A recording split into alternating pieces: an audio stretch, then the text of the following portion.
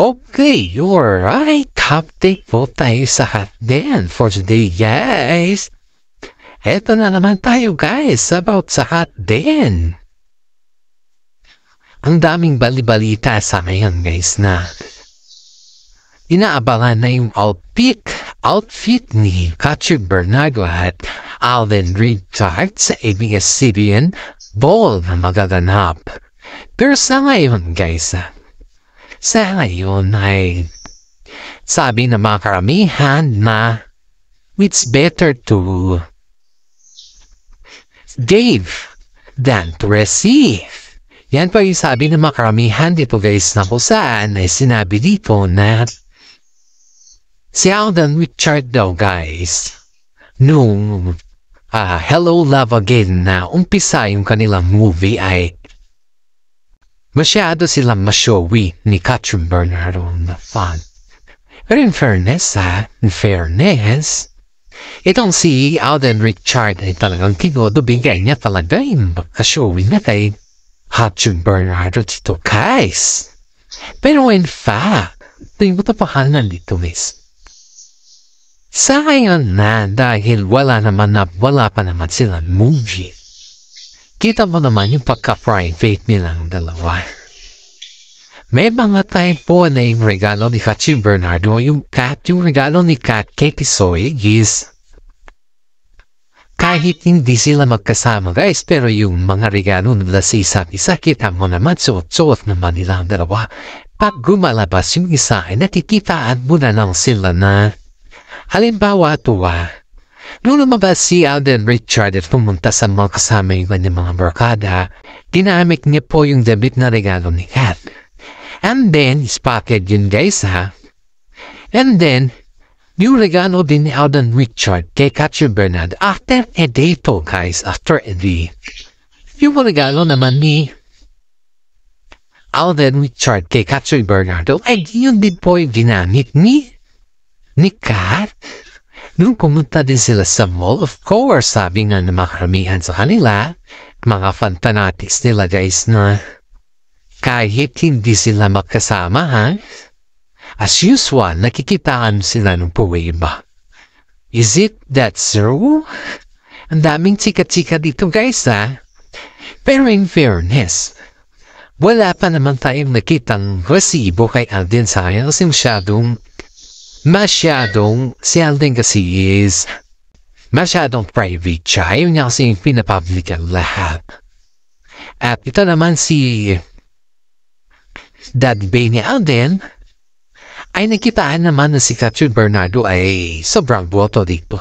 Yun ang, guys, yung regalo ni Catherine Bernardo yung regalo ni Kat kay Alden Richard ay isang sapatos po yun na kung saan po ay it's a surprise gift para kay Alden Richard yun.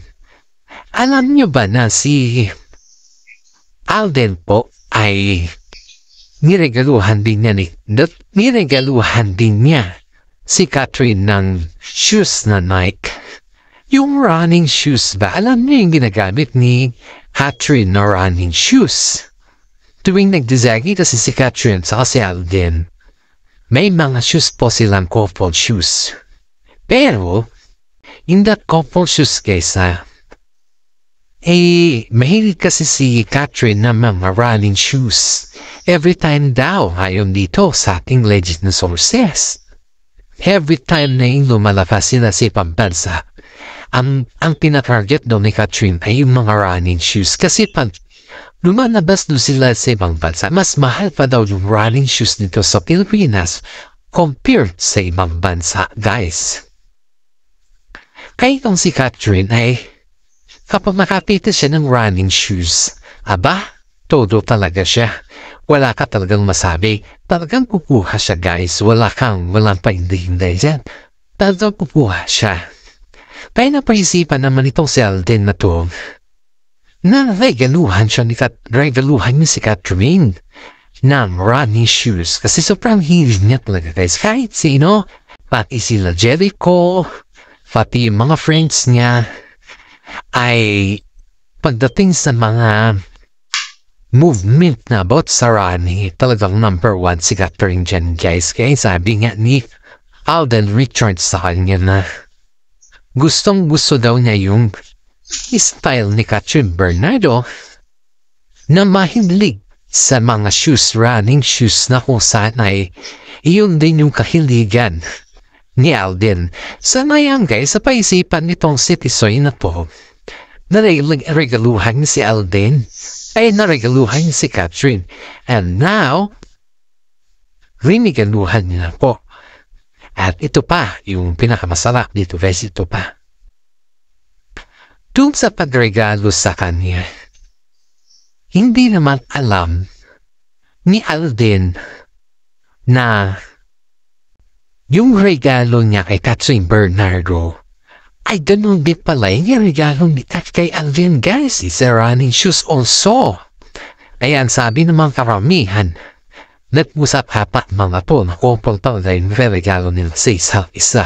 Yung sabi naman karamihan sa kanila guys. Kaya itong si Alden paminsan-minsan pag ginagamit ni Catherine Bernardo yung regalo niyang sapatos na Nike.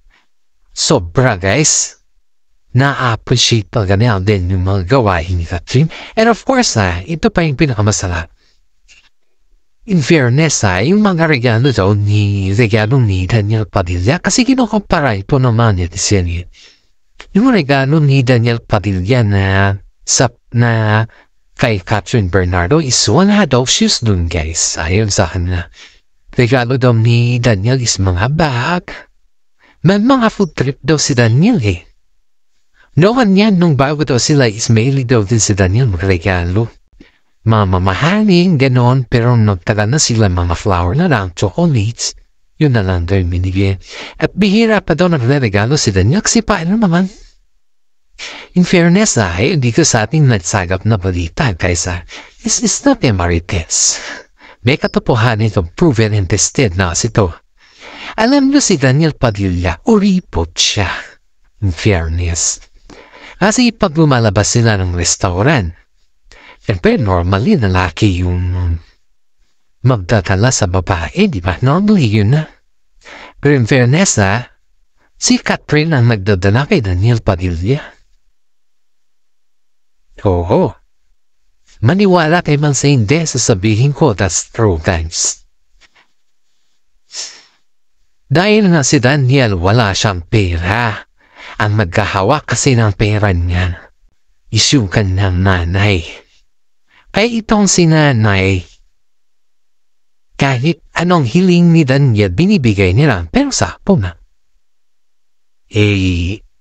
Pati nga yung mga damit ni Daniel guys alam mo ba is yung mga damit ni Daniel na pinapay ginagamit ng pang-forma is I think si Catherine Bernardo pa daw ata yung bumili dyan. Ayon dito sa ating legit na sources. Si Catherine Bernardo pa yung bumili dyan guys. Ayun yung sabi na ating legit na sources dito. Kaya ang daming nagsasabi na bakit matitiis ni Catherine si Daniel sa mga ganyan na bagay-bagay na hindi naman na niya kaya yung 12 years. Yan yung mga text nito guys na kailangan natin malaman din kay Catherine kasi alam nyo guys, hindi naman sa panginahingan ng nimasok tayo sa relasyon nila. Pero, ang dami naman sasabi guys na lalo daw nahihirapan si Catherine kay Daniel simula nung naging sila dahil hindi sinasabi ni Catherine na totohanan pa kanyang nanay. Pinatatakpan niya palagi si Daniel and kaya ganito na lang daw constant ko si Mami Ming kay Catherine sa ngayon dahil kita naman natin na si Catherine yung the best claim sa lahat ng anak ni Mami. Lahat naman sila the best. Pero si Catherine yung nagbigay ng ginhawa sa kanila. Yun yung katotohanan. Kumbaga si Catherine yung hands-on sa lahat ng gastusin kasi siya naman yung malaking income sa lahat eh. independent ngayon kapatid ni Catherine, pero kahit paano is dapat siya yung alagaan ni Ma'am Min sa Catherine dahil siya naman ang bigay ng magiging confidence sa lahat sa kanilang pamilya. Kaya itong si Mami Min medyo hindi para ito ayaw dito sa ating legit na sources Kaya naiinggit si Daniel kay Alden Richard guys. Diba nung bed show, do you remember yung vlog ko na yung about sa bed show guys? Ito guys at hindi naman blinablat talaga po. Kumbaga lang is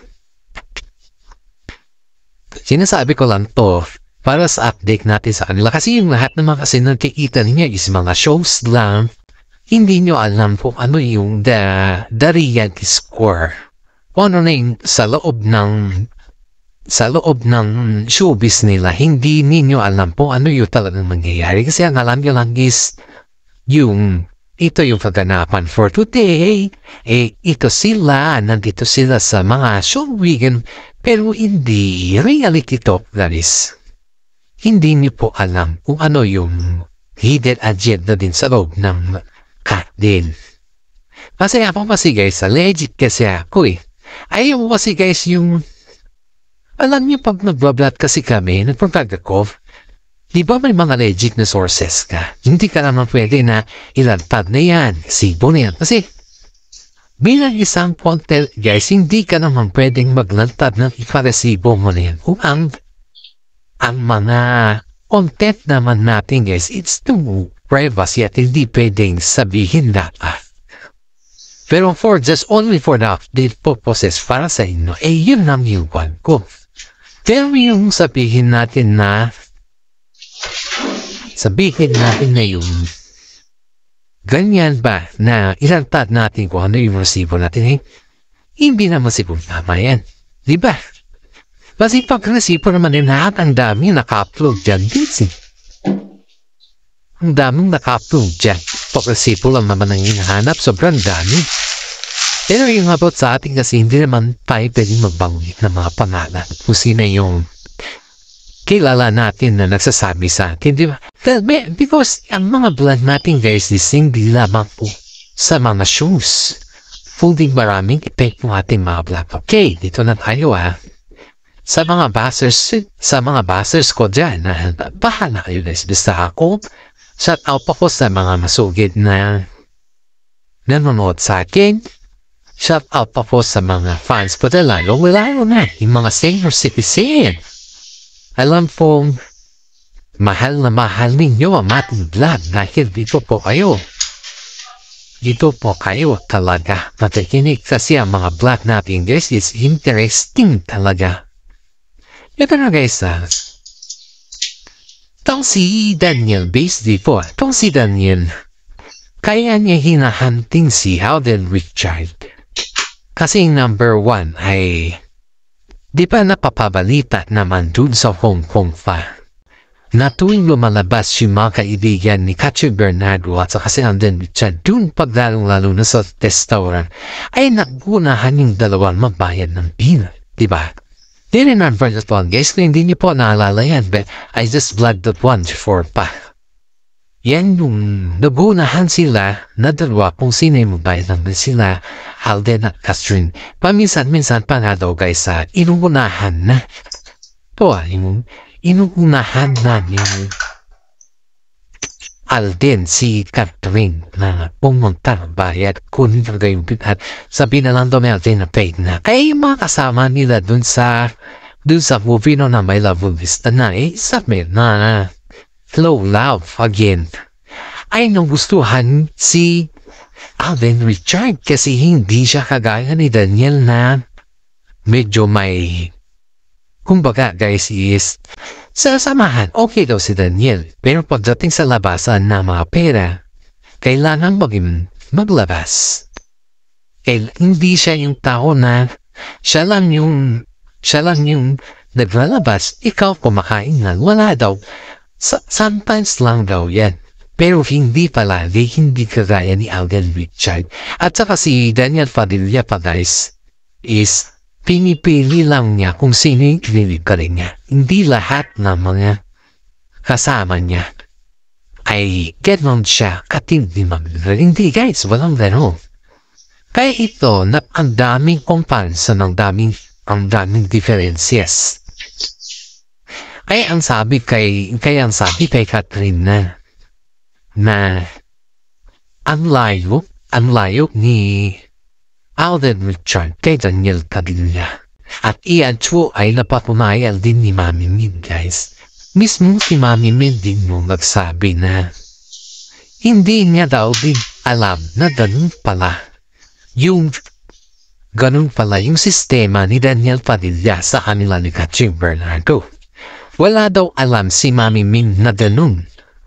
Pero itong si Alden, ang dami daw nalaman ni Mami Min. Ang dami daw niyang nalaman pati dun sa... Siyempre, ikaw ba yung kapartner ng anak mo sa movie? Tapos 12 years sila. Si Catherine kasi guys ay, kumbaga, sinasabi niya lang na ganito, ganyan, ganun. At ayun na hanggang doon na lang daw, wala nang expand, wala nang yung ban. O ano na yung nangyari, walang ganun na, walang update na ganun. Kumbaga lang is kumusta namang trabaho, okay lang. Pero syempre nasanay na sila kay Catherine na hindi in-expect ni Mami Min na may pagitan na pala sila ni Daniel Padilla sa mga ganun na bagay, guys. Kaya, nung makasama niya si Alden dito, napapamayan ni Mami Min na si Alden Richard, pati si Mami Min, pagkasama si Alden, pag sila lumalabas, dito napapanayan ni Mami Min na wala at talagang masabi kay Alden. Kahit sa pagkain, kahit hindi siya naganyayres, pero pagkasama mo si Alden, wala ka talagang nagagasto. Ni piso. Pero pagkasama mo si Daniel Padilla, my God, yung daming nasasabi na si Daniel Padilla ay deserve niya na iniwan siya ni Catherine dahil nakita naman natin kung gaano nasaktan si Catherine sa kanya. At iyon yung mga sinasabi ng mga fans niya, guys, na sana daw ay si Alden Richard ay hindi magbago. Yan yung mga sinasabi ng mga fans. Dahil ang layo, guys, pati ang daming nagsasabi pagdating sa comparisons, yung i-compare mo talaga si Alden daw ay Daniel, my God. Ang daming nagsasabi na iba si Alden kay Daniel Padilla. Sobra, guys, ang daming nagsasabi. Pa itong si Mami Minis, naguguluhan din paminsan. Dahil ang sinasabi dito sa kanya is, much better na si Alden Richard compared daw kay Daniel Padilla. Oh, yes, guys, ang daming nagsasabi. Ay, itong si Alden Richard, guys, itong si Alden Hortisoy, ay iniisip niya talaga kung ano na talaga yung magiging role niya kay Catherine. Pero in fairness, proud ang daming nagsasabi na kahit binabati ko si Tisoy na may anak siya. Wala namang kapupuhanan yung mga lalong guys, like binabati ko siya kahit naman sinasabi sa kanya. Wala namang kapupuhanan yung mga naririnig na.